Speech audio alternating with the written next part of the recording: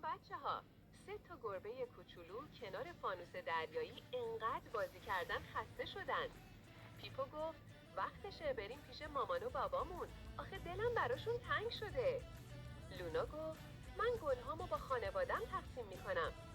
نیما گفت من رازها رو به مامان و بابام میگم. پیپو گفت بیاین با هم یه پیمان ببندیم.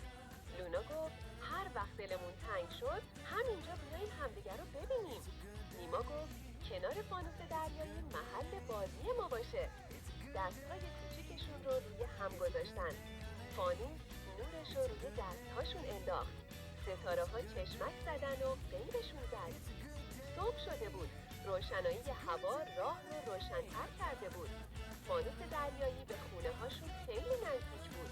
گربه ها زود به خونه هاشون رسیدن. پدر و مادرهاشون نگران بودن. بچه گربه ها از راه دور برای هم دست تکون میدادن.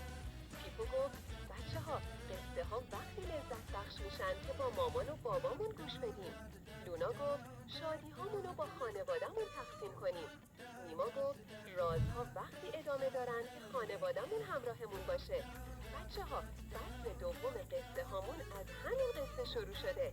الان ما هم کنار خانوادمون هستیم و هم نزدیک دوستامون. اینطوری خیلی بهتره و خوش میگذره. پدرها و مادرها بیاین کنار ما.